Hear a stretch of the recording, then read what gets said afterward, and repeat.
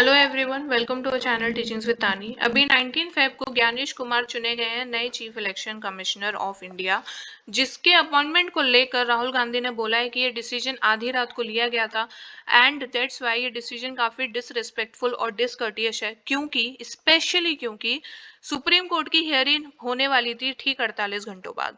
तो 2 दिन पहले ही ये डिसीजन ले लिया गया और उन्हें chief election commissioner of India बना दिया गया। ठीक है, तो इधर किस एक्ट की बात हो रही है, आज हम इसी चीज को समझेंगे कि इनका जो अपॉइंटमेंट है ये इतना कंट्रोवर्शियल क्यों है। ज्ञानेश कुमार को ट्रेडिशनल अप्रोच से अपॉइंट नहीं किया गया है। उन्हें जो नया एक्ट आया था 2023 में, the chief election commissioner and other election commissioners appointment conditions of service and term of office act 2023 के अंडर न्यू सिलेक्शन प्रोसेस के थ्रू इन्हें अपॉइंट किया गया है। ये जो एक्ट है ये लगातार कंट्रोवर्सीज में बना हुआ है एंड काफी ज्यादा क्रिटिकल एक्ट है। ठीक है, इसको काफी क्रिटिसाइज भी किया गया है। तो आज हम इसकी ही पूरी प्रोसेस को समझेंगे। इस एक्ट को समझने के लिए हमें इसकी पूरी कहानी को समझना पड़ेगा कि कैसे पिटिशंस फाइल हुए और क्या क्या वर्डिक्ट्स आए, कब ये लॉ आया, एटसेट्रा। तो पूरी जो स्टोरी है वो शुरू होती है Anoop Baranwal versus union of India case से। इस केस में 2015 में ये बोला गया कि जो करंट सिस्टम यानी 2015 में, यानी कि 2023 एक्ट से पहले जो एग्जिस्ट करता था सिलेक्शन प्रोसेस, जिसके under chief election commissioner and election commissioner को अपॉइंट किया जाता था, वो पूरी तरीके से अनकॉन्स्टिट्यूशनल है। ये सिलेक्शन आर्टिकल 324 के अंडर होता है। सबसे पहले आर्टिकल 324 को देख लेते हैं। ये टोटल 6 पार्ट्स कवर करता है, बट हमारे लिए 2 पार्ट्स अभी इंपॉर्टेंट हैं, तो हम इसी को कवर करेंगे। क्लियर? तो आर्टिकल 324(1) कहता है that the superintendence direction control of preparation of the electoral rolls, यानी कि इलेक्टोरल रोल्स को लेकर पूरी जिम्मेदारी, और parliament, state legislature, president and vice president को लेकर जो इलेक्शंस होंगे वो ईसीआई कंडक्ट कराएगा।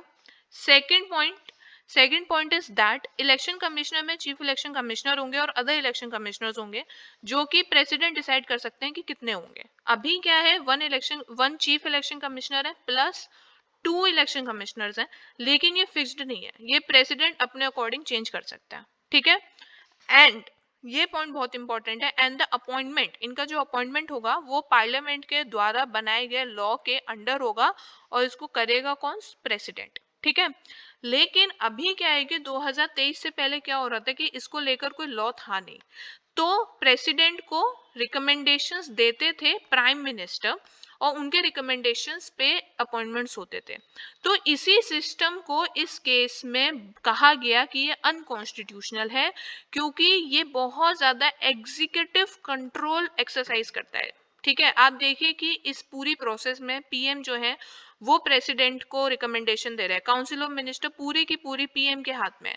तो कोई भी जुडिशियल ओवरसाइट है ही नहीं, कोई जुडिशियल अथॉरिटी है ही नहीं जो कि इस पूरी प्रोसेस को देख सके और इसे कॉन्स्टिट्यूशनल बनाकर रख सके।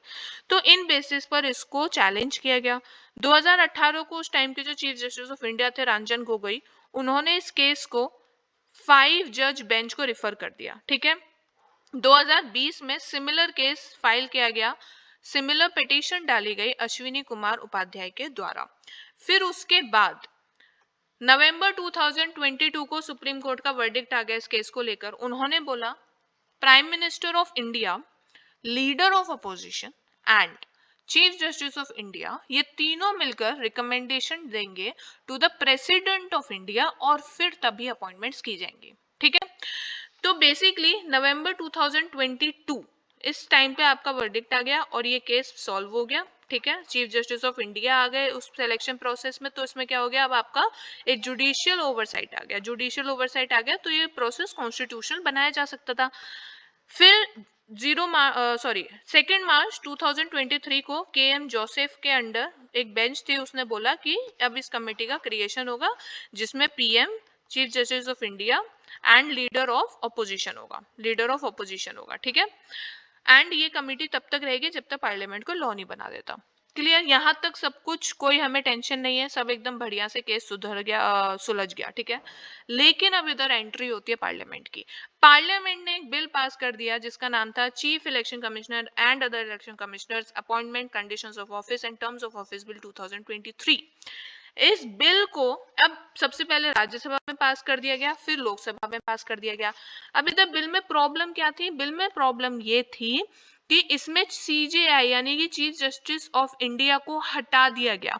उन्होंने बोला कि जो सिलेक्शन कमेटी होगी, सिलेक्शन कमेटी में प्राइम मिनिस्टर ऑफ इंडिया होंगे, एक यूनियन मिनिस्टर होंगे और लीडर ऑफ अपोजिशन होंगे, ठीक है। एंड ये तीनों की कमिटी बनेगी जो कि अपॉइंटमेंट्स करेंगे। तो ये पहले राज्यसभा में पास किया गया, इसी के बाद ही इसे क्रिटिसाइज करना शुरू कर दिया था, लेकिन फिर इसे 21 दिसंबर 2023 को लोकसभा में भी पास कर दिया गया। जैसे ही ये पास हुए लॉ, उसके बाद जया ठाकुर गई सुप्रीम कोर्ट और उन्होंने बोला कि इस लॉ पे जो ये अब लॉ बन चुका है, ये बिल, ठीक है, इस बिल पर रोक लगा दी जाए, इस बिल पर स्टे लगा दिया जाए। जया ठाकुर एमपी महिला कांग्रेस कमेटी की जनरल सेक्रेटरी है, ठीक है। तो उन्होंने बोला कि इस पर रोक लगा दिया जाए। प्रशांत भूषण ने भी बोला कि ये अनकॉन्स्टिट्यूशनल है, क्योंकि देखिए कमेटी में पीएम है, एक यूनियन मिनिस्टर होंगे जो कि पीएम डिसाइड करेंगे कौन होंगे, उसके बाद लीडर ऑफ अपोजिशन है। तो ये दोनों तो एक ही पार्टी के हो गए और ये सेंटर पे है, यानी कि इनका इन्फ्लुएंस, इनका पावर बहुत ज्यादा है, ठीक है। ऑल्सो सीजीआई को हटा दिया गया। तो जो मोटिव था, जो मकसद था इस प्रोसेस को अनकॉन्स्टिट्यूशनल बनाने का, वो सॉरी कॉन्स्टिट्यूशनल बनाने का, वो फिर से अनकॉन्स्टिट्यूशनल बन गया, ठीक है। तो इसीलिए उन्होंने बोला इस पर रोक लगाई जाए। 21 जनवरी को chief justice of India Sanjeev Khanna ने मना कर दिया कि नहीं, इस पर रोक नहीं लगाई जाएगी और इस केस को आगे की डेट दे दी गई। क्लियर। देन अचानक से 9 मार्च 2024 को अरुण कुमार ने रिजाइन कर दिया as the election commissioner general elections के कुछ टाइम पहले। जब अरुण कुमार ने रिजाइन किया, उसी से पहले सतीश पांडे भी रिटायर हो चुके थे, जो कि दूसरे इलेक्शन कमिश्नर थे। तो अरुण कुमार ने रिजाइन कर दिया, सतीश पांडे ने उनका रिटायरमेंट आ गया। तो बचा कौन? सिर्फ और सिर्फ चीफ इलेक्शन कमिश्नर, जो कि थे राजीव कुमार, ठीक है। तो बेसिकली जो 3 बॉडी कमेटी थी वो अब 1 बॉडी कमेटी बन के रह गई थी, उसमें कोई नहीं था, सिर्फ एक ही मेंबर बचे थे, राजीव कुमार, ठीक है। तो अब पार्लियामेंट इस चीज का फायदा ना उठा ले और फटाफट से अपॉइंटमेंट्स ना कर दे, इसीलिए जया ठाकुर जया ठाकुर और प्रशांत भूषण ने फिर से एक अर्जेंट पिटीशन फाइल की। 13 मार्च को बोला गया कि 15 मार्च को एक अर्जेंट हियरिंग होगी, संजीव खन्ना ने बोला, ठीक है। लेकिन अब आप इस पर गौर करिए कि 15 मार्च को अर्जेंट हियरिंग होने वाली थी, लेकिन उसी से पहले 14 मार्च को प्रेसिडेंट ने ज्ञानेश कुमार और सुखबीर सिंह को न्यू इलेक्शन कमिश्नर्स नियुक्त कर दिया। उन्होंने अर्जेंट हियरिंग का वेट नहीं किया और हियरिंग से पहले ही उनको वो अपॉइंटमेंट्स कर दिए। इस पर जो चौधरी थे, लीडर ऑफ अपोजिशन, उन्होंने बोला कि हमें 10 मिनट पहले ही बताया गया था कि ऐसा कुछ होने वाला है, ठीक है। But anyway, keeping the political statements aside, ये हुआ। फिर उसके बाद 15 मार्च को जो अर्जेंट हियरिंग होने वाली थी उसको पोस्टपोन कर दिया गया। 3 दिसंबर को फिर से उसको बोला गया कि सेकेंड वीक ऑफ जनवरी तक होगा। अब सेकेंड वीक ऑफ जनवरी को ये हियरिंग होने वाली थी, ठीक है। तो देखिए ये जो है, ये आपकी 21 फैब की है। 19 फैब को अपॉइंटमेंट हो गया था ज्ञानेश कुमार का। 21 फैब का ये न्यूज है। सुप्रीम कोर्ट हियरिंग करने वाला था of please on appointment of election commissioner, जो भी आपकी पिटिशंस फाइल हुई है, ठीक है, लेकिन उसे पोस्टपोन कर दिया गया। फिर उसके बाद जो हियरिंग थी वो हुई नहीं, और ये जो puts of, supreme court puts of hearing please, यानी कि जो प्ली होने वाली थी वो हुई नहीं और उसको फर्दर डेट के लिए अब पोस्टपोन कर दिया गया है। तो आप कह सकते हैं कि ये जो केस है ये अभी भी पेंडिंग है, इस पर अभी भी कोई फाइनल सुनवाई नहीं हुई है और सुनवाई होने से पहले चीफ इलेक्शन कमिश्नर नियुक्त भी किए जा चुके हैं। ये कॉन्स्टिट्यूशनल बॉडी है। ऑल्सो इस लॉ में एक और चीज हुई है, ये मैं आपको आगे बताती हूँ क्या हुआ है, ठीक है। तो अभी तक की पूरी स्टोरी आई होप आप सबको क्लियर है। तो अब इसका क्रिटिसिज्म देखते हैं। ग्रेटर पार्लियामेंट्री ओवरसाइट, अभी हमने देखा जो कमिटी बनाई जाएगी उसमें प्राइम मिनिस्टर होंगे, यूनियन मिनिस्टर होंगे और लीडर ऑफ अपोजिशन होंगे। तो ये दोनों तो एक ही पार्टी के हो गए। तो ओवरऑल आप देखिए सब पार्लियामेंट से ही बिलोंग करते हैं। तो इसमें कोई भी जुडिशियल बॉडी, जुडिशियल ओवरसाइट या जुडिशियल सेफगार्ड है ही नहीं, ठीक है। पार्लियामेंट का बहुत ज्यादा रोल हो गया, गवर्नमेंट का डोमिनेंस हो गया। गवर्नमेंट यानी कि जो सेंटर पे गवर्नमेंट है, सेंटर पे जो गवर्नमेंट है उन्हीं के पीएम है, उन्हीं के काउंसिल ऑफ मिनिस्टर है, यूनियन मिनिस्टर होंगे। तो गवर्नमेंट का डोमिनेशन काफी ज्यादा इंक्रीज होगा। ये क्या कर सकता है, ये एडवर्सली इम्पैक्ट कर सकता है to the whole process. Biasness आ सकती है, ठीक है, बायसनेस आ सकती है, अपने प्रॉफिट के लिए, अपने मोटिव के लिए सिलेक्शंस हो सकते हैं।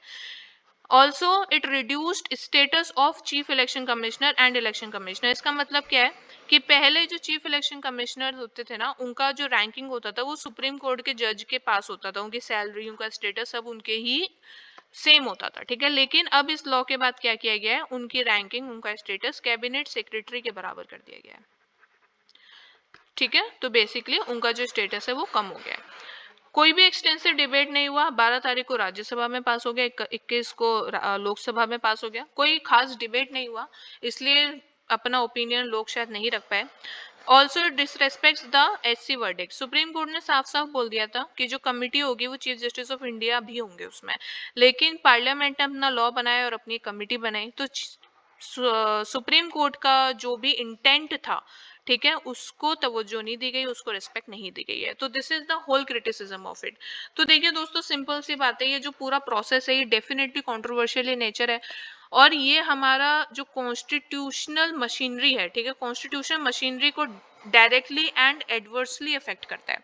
तो बहुत ज़्यादा इंपॉर्टेंट है कि रिक्वायर्ड रिफॉर्म्स लाए जाएं जल्दी से जल्दी। ये जो लगातार हियरिंग पोस्टपोन होती जा रही है वो हियरिंग हो, जो भी पिटिशंस फाइल हुई है उन पे जल्दी से जल्दी कोई वर्डिक्ट लिया जाए और पूरे प्रोसेस को कॉन्स्टिट्यूशनल बनाया जाए, बहुत ज़्यादा ज़रूरी है। तभी लोग वापस जुडिशरी में अपना ट्रस्ट दिखा पाएंगे।